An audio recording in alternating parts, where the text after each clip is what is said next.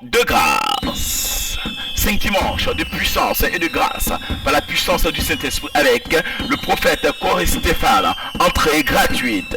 Dimanche 16, dimanche 23, dimanche 30, de 14h30 à 18h à Bethany Règne, Pavia, Italie. Vous êtes tous invités pour voir la manifestation de l'Esprit de Dieu dans la vie des hommes et des femmes.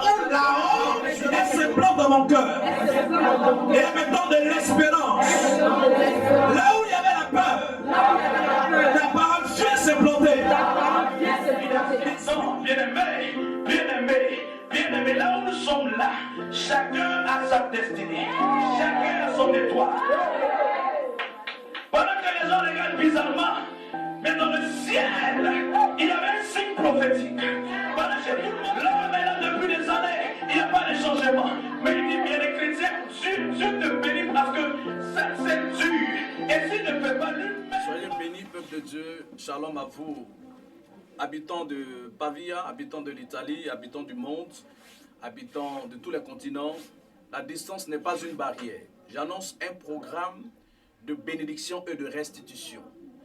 Toi qui m'écoutes, quel que soit le continent là où tu te trouves, Jésus-Christ n'a pas changé, il est le même hier, aujourd'hui et éternellement. J'annonce un séminaire prophétique et le thème est évocateur. Nous sommes dans une saison et ce séminaire a pour thème saison de grâce, acte 1. Une saison, c'est une période de l'année, une époque de l'année qui est marquée par le temps et la végétation, par le climat et la végétation. Donc, si nous sommes en hiver, la végétation, le climat est impacté par cette saison et ainsi de suite. Nous avons 4 saisons, donc l'hiver, l'été, le printemps et l'automne. Et donc, bien aimé, chaque saison a sa particularité.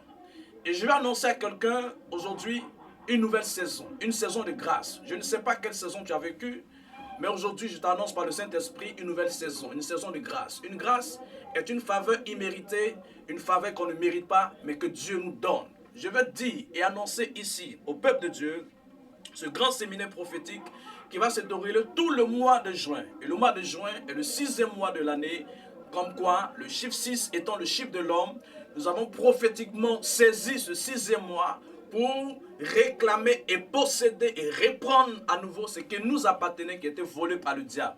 Toi qui as ta santé qui a été volée par le diable, c'est le moment de venir l'arracher. Toi qui as ton travail qui a été dévoré et volé par le diable, c'est le moment de venir l'arracher. Toi qui as tout perdu, ce temps et ce séminaire, 2 mois, c'est 5 dimanches, sont pour toi 5 occasions et 5 rendez-vous de grâce et de bénédiction. Viens prendre les clés de la bénédiction et tu verras que Dieu te bénira. Alors, nous avons pour sous-thème, je vous remplacerai les années qu'ont dévoré les sauterelles, le gélec, le gazan et l'asile. Tu as été blessé, tu as été dépouillé, tu as été roué de coups par le diable. Mais j'annonce que ce n'est pas une fin en soi. Jésus-Christ veut commencer une période nouvelle avec toi qui s'appelle saison. Et je veux, toi qui m'entends, de là où tu es, te donner rendez-vous ici à Bethany Règne pour 5 cultes de grâce. Donc le dimanche 2, le dimanche 9, le dimanche 16, le dimanche 23 et le dimanche 30. Jésus-Christ est le même hier, aujourd'hui et éternellement. Il n'a pas changé. Je ne veux pas que tu laisses ton histoire être racontée par quelqu'un d'autre. Je ne veux pas que tu sois simplement spectateur. Mais Dieu t'appelle à être acteur. Et Dieu veut rentrer en scène avec toi. Lève-toi de là où tu te trouves et viens à la rencontre de la parole qui va changer ta vie. La Bible dit qu'il envoyait sa parole et il est guéri. Toi qui souffres de maladie, c'est pour toi ce moment de ce séminaire. 2 mois que nous avons sur 5 dimanches, 5 cultes. Quel que soit le mal dont tu souffres, quel que soit le problème que tu as, Jésus-Christ a les clés pour pouvoir te permettre de rentrer dans ta nouvelle saison. La malédiction n'est pas une fin en soi. Jésus-Christ a déjà vaincu la malédiction sur le poteau du calvaire. Alors, bien-aimé, je t'invite, frères et sœurs, quel que soit le lieu où tu es, à venir prendre rencontre avec ta destinée, car Dieu te bénira, Dieu te rencontrera et Dieu te montrera sa gloire. Il a dit, mon peuple, et c'est la dernière parole sur laquelle je voudrais terminer, mon peuple ne sera jamais dans la confusion. Longtemps tu étais dans la confusion, l'échec, la maladie, la désillusion, la pauvreté. Dieu veut mettre fin à cela. Alors tu n'as qu'une seule chose à faire, de te lever et de venir à la rencontre de ta destinée. Sois béni, enfant de Dieu, et viens, nous vous attendons pour qu'ensemble nous puissions célébrer des grandes victoires et des grandes humiliations dans le camp de Satan et du diable. Soyez bénis de Dieu. Ne laissez pas votre souffrance se prolonger, car Christ y a déjà mis fin. Soyez bénis de Dieu.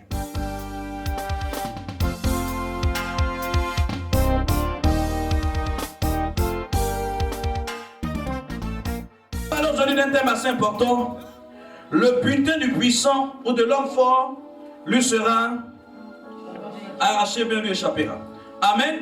Ésaïe chapitre 49, à partir du verset 24 à 26. Nous allons lire certains versets, nous allons lire beaucoup de versets, mais je vais partir à partir de là d'abord. Donc allons-y, Ésaïe 49, on se tient debout rapidement. Un homme fort sa capture. Arracheront-on à un homme fort sa capture? Dis avec moi l'homme fort. Dis plus fort, l'homme fort. Continue. Les prisonniers justes s'échapperont-ils? Amen. Dans la version Thompson, il est dit: le butin du guerrier lui sera-t-il repris? La capture du juste échappera-t-elle? Continue. Voici ce que dit l'Éternel. Voici ce que dit l'Éternel. Ou ainsi l'homme lui sera arraché. La capture de l'homme violent s'échappera. Et la capture de l'homme violent s'échappera. Seigneur, bénis ta parole. Nous savons qu'elle vient de toi. Elle est puissante, Seigneur, pour séparer l'âme avec l'esprit, la moelle avec la jointure. Elle juge les pensées, les sentiments des hommes. Elle est puissante pour renverser les barrières. Voilà pourquoi ce soir nous imposons ton règne dans nos cœurs. Nous imposons ton règne dans nos mentalités. Que tout raisonnement qui s'oppose à la compréhension de la parole de Dieu soit broyé par ton pouvoir. Et que seul Jésus-Christ soit élevé, glorifié, et que seule sa parole soit révélée au milieu de nous. Quelqu'un dit Amen, Amen, il s'assoit. Il y a beaucoup de choses à connaître. Gloire à Dieu. Malheureusement, les chrétiens d'aujourd'hui ne s'intéressent plus trop à la parole de Dieu. Ils ne s'intéressent plus trop à la lecture de la parole. Ils ne s'intéressent plus à la prière, aux choses spirituelles.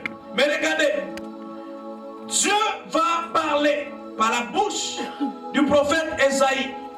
Et Dieu va parler de la situation d'Israël qui était sous domination de Babylone. Et donc, Babylone dominait Israël à cette époque. Et Israël avait des problèmes de pouvoir s'en sortir. Israël avait des difficultés. C'est comme un homme qui a des problèmes. Et tu viens lui dire, Dieu va te sortir de là. Et depuis longtemps, il attend le secours et le secours ne vient pas. Chacun prendra cela d'une manière ou d'une autre. Mais toujours est-il que Dieu n'a pas changé. Amen. Alléluia. Amen. Dieu n'a pas changé, il est le même. Et Dieu va parler par la bouche du prophète Ésaïe. Pour qu'Ésaïe lui aussi puisse parler au peuple. Parce que tout le monde était sous oppression. Alors qu'il priait le Dieu d'Israël. Alors qu'ils sont les descendants du peuple choisi de Dieu. Mais cependant, ils avaient des confrontations terribles. À telle enseigne qu'ils n'arrivaient pas à s'en sortir. À telle enseigne qu'ils étaient comme dominés. Comment un chrétien peut encore dominer par des influences qui empêchent sa destinée de pouvoir se réaliser, s'accomplir? Voyez-vous? Et donc, Dieu va permettre pour un temps qu'Israël soit sous domination. Pourquoi? Parce qu'Israël avait péché contre Dieu. Donc à chaque fois qu'Israël péchait contre Dieu, il y avait une sentence, il y avait une punition. Et Dieu mettait toujours un temps pour la punition. Et quand le temps finit, si Israël revenait à Dieu par la prière, par la repentance, Dieu aussi se repentait, n'est-ce pas, du mal qu'il avait prévu de faire. Dis à ton frère, la repentance est la clé de ta bénédiction. Dis-lui bien cette parole, la repentance est la clé de ton élévation. Là, il y a beaucoup de personnes qui sont bloquées parce qu'elles manquent de repentance sincère. Tu es bloqué parce que tu as fait des choses et depuis tu ne t'es pas repenti sincèrement. Tu as dit, oh Seigneur, pardonne-moi. Non. Ça doit aller au-delà des paroles. L'acte et l'action doivent suivre. Et donc Israël était sous domination. Et quand il y a eu cette bataille, Israël a été dépouillé de tous ses biens. Et vous réalisez que quand un royaume va comme un autre royaume, quand l'autre royaume a perdu, celui qui avait gagné ramassait toutes les richesses et on allait mettre cela dans le trésor de leur Dieu. Parce que souvenez-vous que dans les périodes antiques, les temps dont la Bible parle, chaque royaume était toujours affilié à une divinité. Il n'y a jamais eu de roi qui était un roi sans orientation spirituelle. Soit ce sont des rois qui adorent Dieu, ou soit ce sont des rois qui adorent Baal ou les autres divinités. Mais il n'y avait jamais de roi qui était neutre. Dis à ton frère, avec Dieu, il n'y a pas de neutralité.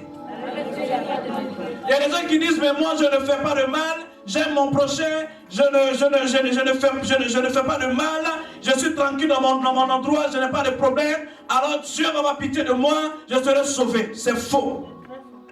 Il n'y a pas de neutralité. Soit tu es de Dieu, ou soit tu es du diable. Mais il y a des gens qui sont du côté du diable sans qu'eux-mêmes ne se rendent compte. C'est ça la nuance. Non, je ne fais rien, moi-même, bon, voilà. Non. On ne parle pas de ton comportement. On parle du fait que est-ce que tu as choisi le Fils de Dieu ou pas. Car la Bible dit que celui qui a le Christ a la vie. Celui qui n'a pas le Christ n'a pas la vie. Amen. Il n'y a pas trois chemins. Chemin de la vérité ou le chemin de la mort. Amen. Je bénis Dieu parce que tu as choisi le chemin de la vie. Amen. Et donc Israël a été dépouillé. Je prends Israël comme une personne. Je prends Israël comme un homme, une femme, qui a été dépouillé de tous ses biens, qui a été volé. Parce que lorsqu'on parle de butin, on parle de ce que l'ennemi peut prendre sur quelqu'un. Amen.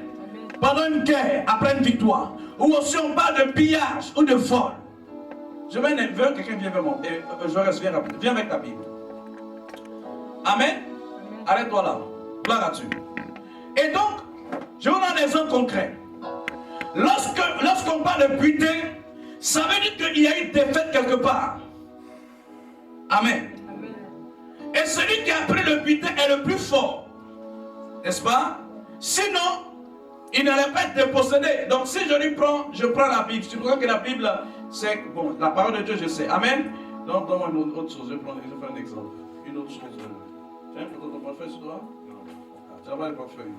Seigneur, aide mon serviteur. Voilà le portable. Voilà, au moins il y a quelque chose de ballon. Amen. Et donc si je prends son portable, je le prends soit par violence ou soit par moyen dérobé. Donc j'ai pris le portable. Supposons que je l'ai pris par violence. Si je l'ai pris par violence, ça veut dire que je suis plus fort que lui. N'est-ce pas? Et donc lui, n'ayant pas la capacité de pouvoir se défendre, a cédé sous le pouvoir de la force. C'est comme ça que le diable travaille la vie de plusieurs personnes.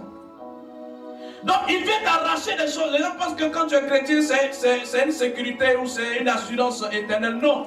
Tu es chrétien, tu n'as pas une vie de prière. Tu es chrétien, tu n'as pas une vie de consécration. Tu es, comment je vais dire, tu es, quand une personne manque de nourriture, il n'est pas bien alimenté, on dit de quoi? Le médecin. Voilà, tu souffres d'une carence alimentaire. Donc quelque part, tu es faible. Tu peux avoir le marasme ou bien comment on appelle la maladie des gens qui se nourrissent. Le kwashiorkor ou quoi encore, Beriberi et toutes ces maladies. Tu vois l'enfant, son ventre est gros comme ça. Tu penses qu'il est rassasié, il n'est pas rassasié. Il est malade. C'est comme ça, les chrétiens, ils sont bien portants, tu le vois, mais vraiment, ah, mais il est malade. Il n'a pas de force, il n'a rien en lui. C'est l'apparence seulement. Mais en lui-même, il y a des problèmes, il a été dépossédé de tous ses biens. Et l'homme faut lui arracher cela. Voilà pourquoi Jésus va dire en Marc le chapitre 5. Il va dire qu'on ne rentre pas dans la maison d'un homme fort sans l'avoir auparavant lié. Tu es chrétien, tu n'as pas encore lié l'homme fort, et c'est toi qui parles de bénédiction, d'élévation. Qui t'a dit ça? Tu n'aimes pas la prière, tu n'aimes pas le jeûne. La Bible dit que certaines situations ne se résolvent que par le jeûne et par la prière. Toi, tu n'es pas le camarade du jeûne. Tu n'es pas aussi camarade à la prière. Mais tu es ami de qui? Non, Dieu va faire grâce. La grâce, ce n'est pas le bonbon. Donc si j'ai pris ça, ça veut dire que je suis plus fort. Et la Bible dit ceci.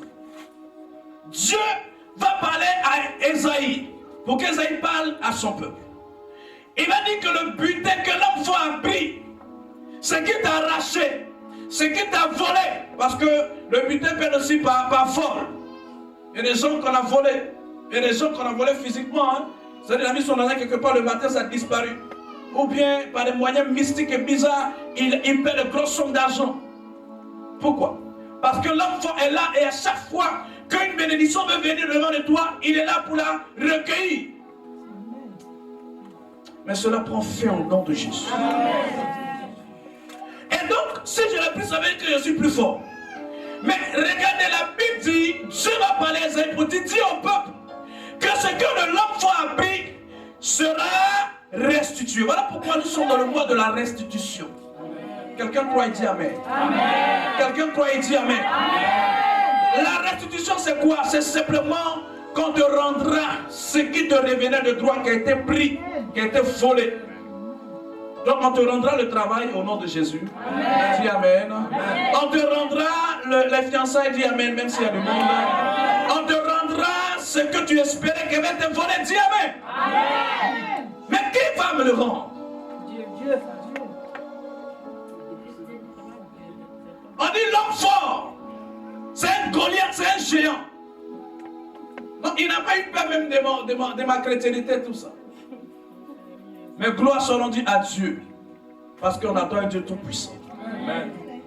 Et les gens qui tapent leur patrie pensent que c'est à cause de sa connaissance biblique que les démons sont chassés. Non, le démon même, s'il se révèle à toi, vraiment, il lui de jeter la Bible et puis courir. Mais c'est par le nom glorieux et puissant de Jésus que nous avons la victoire. Amen. Et donc, la Bible dit le butin lui sera redonné. Voyez-vous, donc, si l'homme fort arrive à être dépossédé de ce qu'il a volé, ça veut dire que celui qui l'a arraché est tout puissant. Amen. Donc, il faut une force supérieure à celle de l'homme fort pour te rétablir dans tes droits que tu avais perdus. Amen. Sois béni, sois rétabli dans tes droits au nom de Jésus. Amen. Et donc, voyez-vous, soit par guerre, il y a eu affrontement spirituel et le diable t'avait dépossédé des bénédictions de grâce que Dieu t'avait destiné. Mais ce n'est pas tard. Nous avons un homme, nous avons un Dieu, nous avons une puissance, nous avons un royaume, nous avons la suprématie, la puissance de toute puissance, l'autorité établie au-dessus de toute autorité. La Bible dit invoque-moi et je te répondrai. Invoque-moi au jour de la détresse.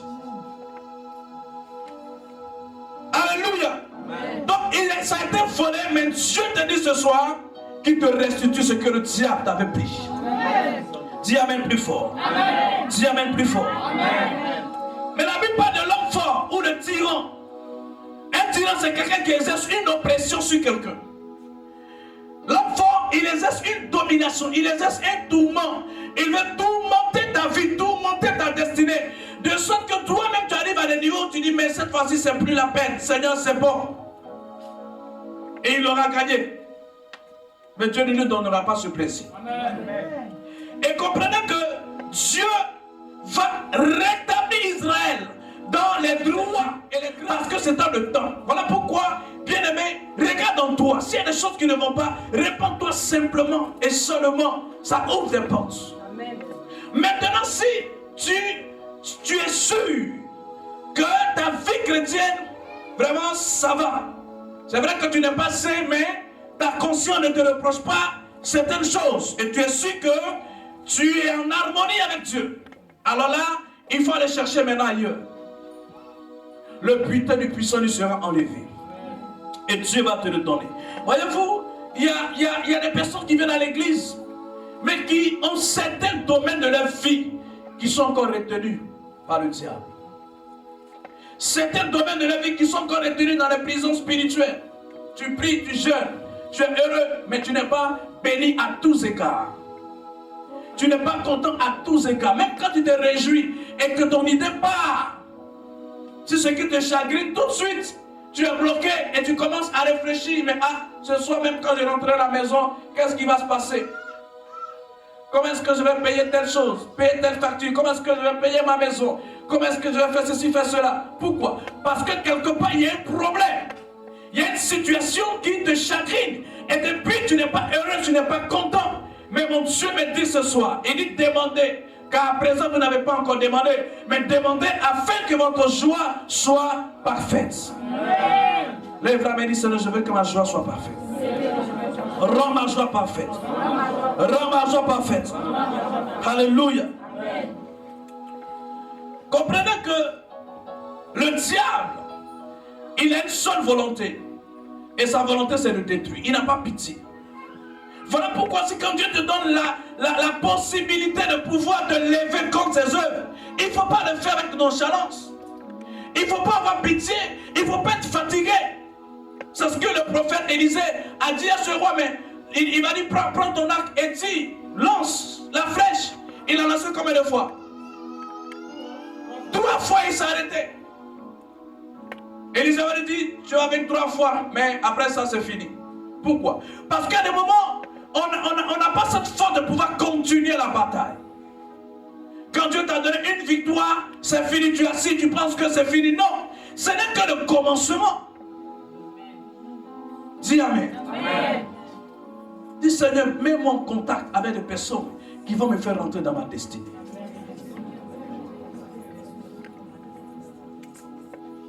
Seigneur, envoie sur ma vie des grâces qui vont me faire rentrer dans ma destinée. Parce que si Dieu pouvait ouvrir tes yeux pour voir ce qui était dans le coffre, ce que Dieu t'avait réservé, pour lequel le diable lutte contre toi, pour ne pas que tu sois à ce niveau et pouvoir rentrer dans ses grâces. Il lutte.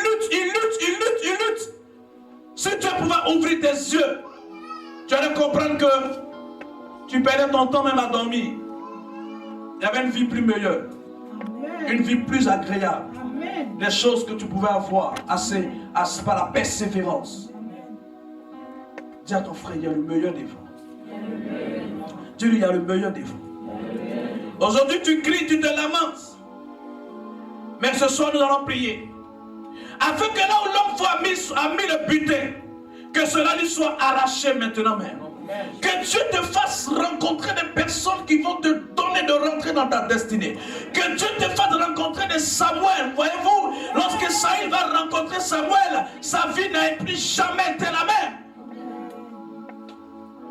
Ah, bien-aimé, c'est Dieu qui a créé les jours. Et chaque jour a été créé et programmé pour que toi tu sois béni. Mais la chose, est-ce que tu te lèves dans la prière? Est-ce que tu prends autorité? Gloire à Dieu. Alléluia. Alléluia. Tu as un pouvoir en toi. Il y a une grâce. Il y a quelque chose que Dieu t'a donné.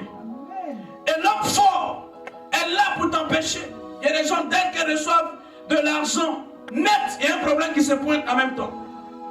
Il dit, mais voici. Amen. Et tu n'as même pas la joie même de profiter des bénédictions que tu reçois. Dès l'instant que tu reçois, même si tu as reçu 10 000 euros, il y a un problème de 10 000 euros qui est là. Il dit, mais voici. Mais aujourd'hui, on va ordonner à tous ces étrangers de retourner chez le maître Satan au nom de Jésus. De retourner chez le maître Satan au nom de Jésus. L'homme fort, c'est celui qui vient t'empêcher de réussir. Celui qui vient t'empêcher de pouvoir parler même, de pouvoir exercer le ministère, de pouvoir te réaliser, de pouvoir rentrer dans ta destinée. L'homme fort est là pour t'empêcher. Mais ce soir, nous avons un homme plus fort que lui, qui s'appelle Jésus-Christ de Nazareth. Regardez en Ésaïe le chapitre 6, on ne va pas le lire. La Bible dit ceci. L'année de la mort du roi Ozias, Ésaïe a vu le Seigneur. On peut le lire? Pas grave, on peut le lire. L'année de la mort du roi Ozias, Ésaïe va voir la gloire de Dieu. Ça veut dire que tant qu'Ozias était là, le prophète n'arrivait pas à voir la gloire de Dieu, il n'arrivait pas à prophétiser. Il n'arrivait pas à rentrer dans certaines choses. Allons-y, Ésaïe 6:1. Alléluia.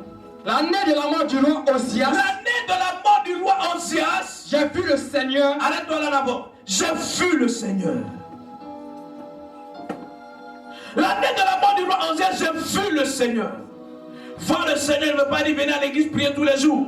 Quand quelqu'un te dit qu'il a vu le Seigneur, ça veut dire qu'il a touché à ce que Dieu lui avait destiné. Ça veut dire qu'il a touché. Et quand il a touché, plus jamais il ne sera le même. Il dit, j'ai vu le Seigneur. J'ai vu le Seigneur dans mon travail. J'ai vu le Seigneur dans ma maison. J'ai vu le Seigneur dans mon ministère. J'ai vu le Seigneur dans ce pays. J'ai vu le Seigneur dans ma famille. L'année de la mort du roi Osias. Alors, c'est qu'Osias, ton Osias aussi doit mourir. Pour que tu voies le Seigneur. Ton Osias doit disparaître. Ton Osias doit mourir. Pour que tu vois la gloire de Dieu. Lui-même qui était prophète, à cause d'un tyran, à cause d'un homme qui s'était levé contre Dieu, tout le monde était bloqué. Osias avait bien commencé. Mais à un moment donné, lui-même, il a voulu s'établir, il s'auto-proclamer sacrificateur. Et il allait profaner la maison de Dieu. Il allait bloquer, profaner le culte, l'adoration, le lieu où la prière devait monter. Comme quoi le Osias veut t'empêcher de pouvoir adresser tes prières au Seigneur. Dieu béni. Osias veut t'empêcher de pouvoir parler à ton Dieu. Quand tu veux même prier, et le problème arrive et tu es attristé. Tu n'arrives plus à continuer même la prière. À cause de Osias. Ah, Seigneur, mais je prie. Et pendant qu'il prie, il a pensé lui dire, mais le diable lui dit, mais depuis tu pries depuis longtemps, tu penses que Dieu t'écoute. Tu penses que ta prière monte. Ça, c'est la voix d'Osias. Pour t'empêcher de pouvoir toucher et de pouvoir être en communion avec Dieu. Osias veut freiner ta consécration. Mais il est mort. Et donc, l'année de la mort du roi Osias, Esaïe va voir la gloire de Dieu. Esaïe va voir la main de Dieu. Esaïe va voir la puissance de Dieu. Et Dieu va se révéler à lui clairement. Avant, il tournait en rond. Il prophétisait ici. Il disait des choses. Mais il n'avait pas encore une direction exacte de son ministère.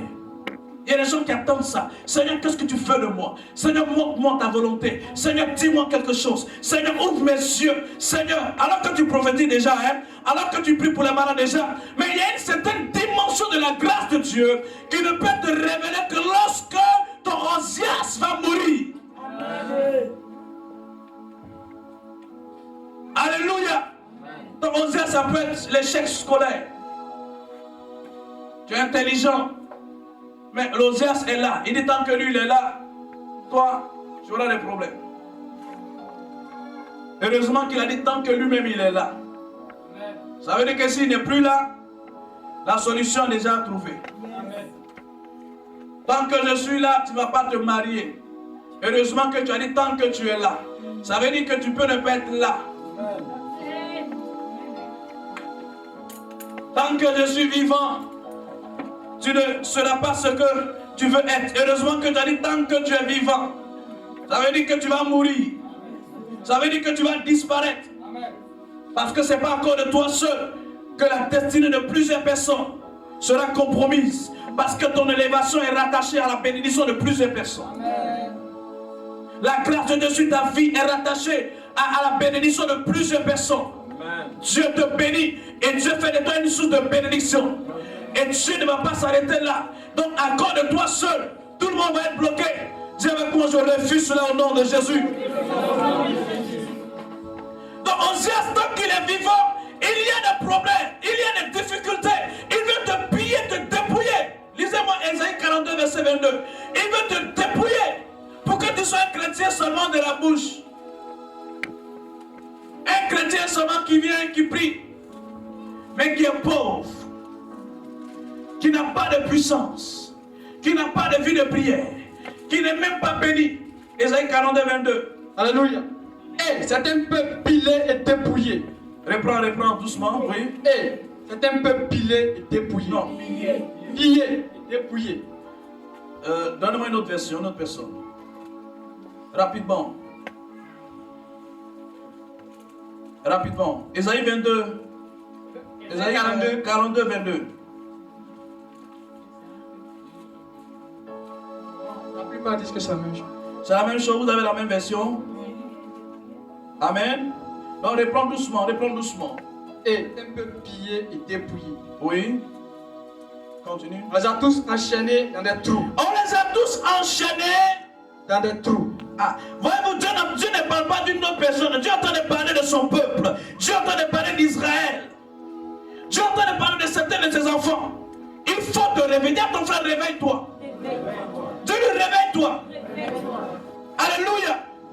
Il dit, certains sont en prison, certains ont été volés. Continue la lecture.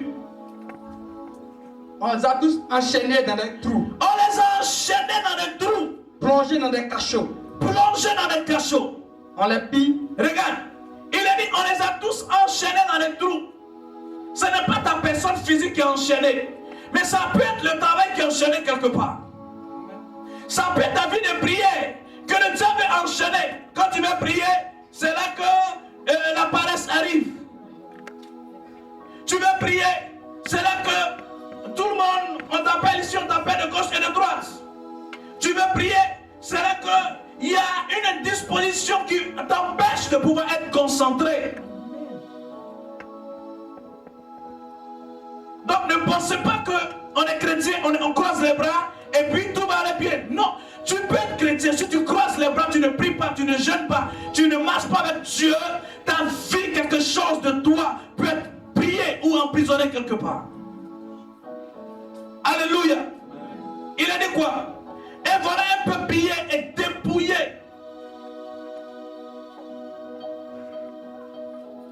Une famille pillée et dépouillée. Mais tu es sorti seul. Et Dieu veut t'utiliser pour rétablir les choses. Dieu veut t'utiliser pour remettre la famille sur les rails. Dieu veut t'utiliser pour remettre les choses. Dieu veut t'utiliser par ta bouche. L'évangile va rentrer dans ta famille.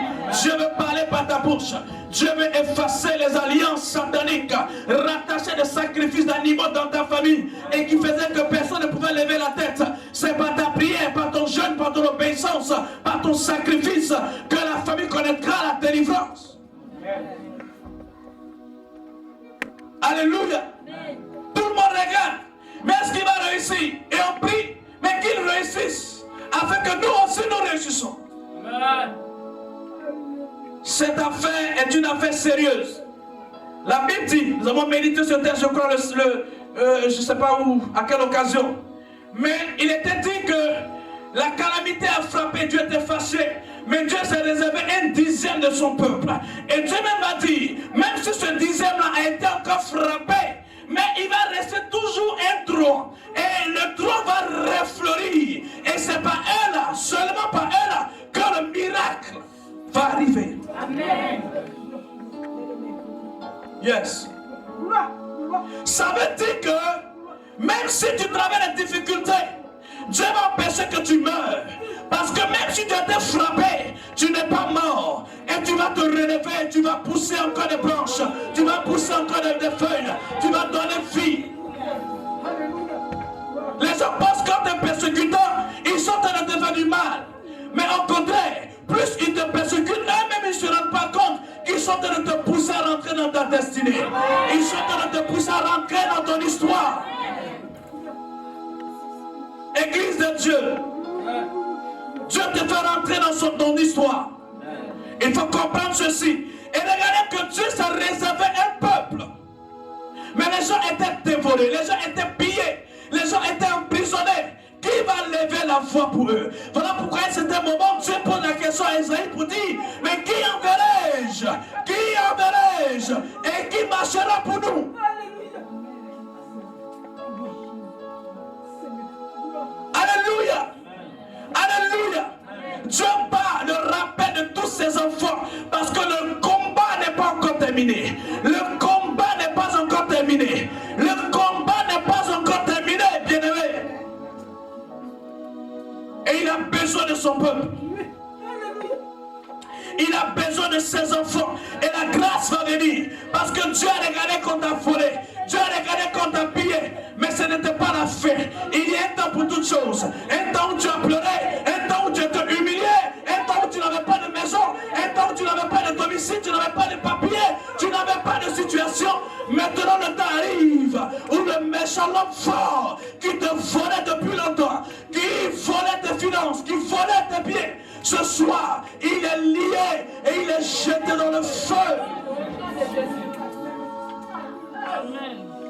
Il y a un temps pour toutes choses. Seulement il faut persévérer. Il faut avancer. Dis à ton frère, il faut avancer. Même quand c'est dur, il faut avancer. Et regardé qu'Israël a été pillé. Il dit voici, on les a tous pris au piège dans les forces. L'ennemi, il te tend des pièges. On va voir comment est-ce qu'elle va réagir. On va voir comment est-ce qu'il va réagir. On va lui couper les vivres. Et Dieu permet, parce que si Dieu l'a fait avec Job, c'est pas avec toi qu'il ne va pas le faire. Amen. Job lui-même était juste. Dieu me parle. Et Dieu est fier de lui pour dire, mais Satan, ce que tu as vu sur la terre, un homme qui est semblable à Job, Satan même au courant, il sait que c'était vrai. Il dit à Dieu, mais c'est parce que tu l'as béni. Donc Satan n'a pas contesté l'intégrité de Job. C'était une réalité. C'était un fait. Alors, pour pouvoir l'éprouver, Dieu va permettre. Donc si Job lui-même a été éprouvé, ce n'est pas toi qui me regardes qui ne sera pas éprouvé. Amen. Mais dans tout cela, Dieu cherche ce qui est en toi. Il cherche ce qui est en toi. Il sonde ce qui est en toi. Il n'a pas mangé, mais il est à l'église, il bénit le Seigneur parce que Dieu est fidèle. Amen. Il cherche une situation qui depuis longtemps n'arrive pas à toucher, mais il est à son poste, il bénit Dieu car il sait que Dieu est fidèle. Il dit jamais mon peuple ne sera dans la confusion. J'ai servi Dieu, je marche avec lui. Alors qui t'a dit que je serai dans la confusion?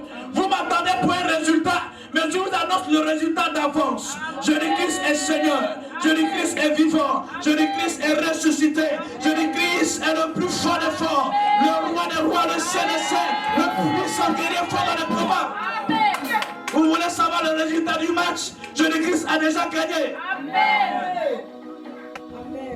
Alors s'il a gagné, moi aussi j'ai gagné. Amen. Car c'est pour moi qu'il a mené le combat. Amen. Alors vous voulez savoir comment est-ce que je vais finir? Je finirai bien. Je finirai bien. Vous voulez savoir si je me marierai? Oui, je me marierai parce que Jésus-Christ a déjà fait. Vous voulez savoir si je serai guéri? Oui, je serai guéri parce qu'il a déjà accompli la croix. Vous voulez savoir si j'aurai des maisons? Oui, je les aurai parce que Dieu m'a déjà donné. Qu'est-ce que vous voulez savoir? Dieu a déjà tout accompli. Amen. Dis à ton frère, il a déjà tout accompli. Et les gens regardent, mais comment est-ce qu'il va finir? Ah, mais on attend. Depuis qu'il a pris le Seigneur, il prie le Seigneur, on ne voit rien dans sa vie, on ne voit pas ce qui se passe. Mais vous verrez. Vous verrez. Vous verrez. Ceux qui ont les yeux spirituels voient déjà. Amen. Voilà pourquoi Élisée va prier pour Géasi. Parce que souvent quand tu marches avec des Géasi, ils te fatiguent. Quand tu marches avec des Géasi, ils te retardent. Pendant que toi tu vois la gloire, et ils voient le malheur. Pendant que toi tu vois la victoire, et ils voient la défaite. Si tu marches avec un Esaïe, il va retarder ta marche. Un Géasi, pardon. Tu marches avec un Géasi. Pendant que vous devez avancer, lui te dit, mais si on va, mais comment ça va se passer? Ah, mais cette affaire-là, est-ce qu'elle va sortir vivant? Oui, elle va sortir vivant. Parce que Jésus-Christ est ressuscité. Ce n'est pas la démagogie, c'est la réalité. Alléluia. Amen. Ils ont été pillés, ils ont été volés, ils ont été emprisonnés. Mais laissez-moi vous dire que même du puits dans lequel Joseph était, sa destinée n'a pas été emprisonnée. Vous pouvez emprisonner mon corps, vous pouvez attaquer mon corps, mais ma destinée est cachée. Selon Colossiens le chapitre 3, le verset 3, ton âme et ta destinée sont cachées dans le sein de l'Éternel. Alors celui qui voudrait t'atteindre doit d'abord atteindre le Dieu Tout-Puissant, doit d'abord atteindre le Dieu fort dans les combats, doit d'abord détruire celui qui a créé les cieux et la terre. Mais bien aimé, renseigne-moi ce soir, qui est-ce qui est plus puissant que celui qui a fait les cieux et la terre? Qui est-ce qui est le plus fort que celui qui a vaincu la mort? J'ai besoin d'un renseignement ce soir. Donnez-moi l'information et je dirai si c'est vrai ou c'est faux. Car je ne connais personne sur la terre, dans les cieux, qui soit plus fort que le Dieu que je sais, le Dieu que je prêche. Il a vaincu la mort. Il a vaincu la mort. Il a vaincu les dominations. Il a vaincu Satan et sa clique. Alors, Dieu va donner une parole à Job. Dieu va lui donner une parole. Et c'est la clé de ce soir, avec laquelle on va prier. Job chapitre 20, le verset 15.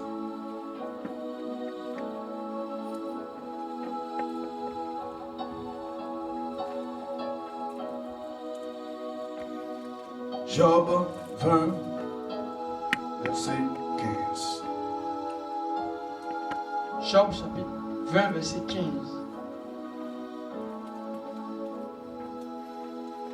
Vas-y. Il a englouti des richesses. Il les vomira. Dieu les chassera de son ventre. Amen. Le diable a englouti des richesses. Il les vomira. Dieu les arrachera de son ventre. Alléluia. Alléluia. Voici la clé de la prière de ce soir. Le diable t'a volé des choses. Mais il n'a pas mis ça quelque part d'autre. Ça est sur lui-même. Le diable a peur de ce message. Ce matin, je me sentais très mal. Mais ce message doit être annoncé au peuple de Dieu. Levez les mains. Une action du Seigneur va se produire.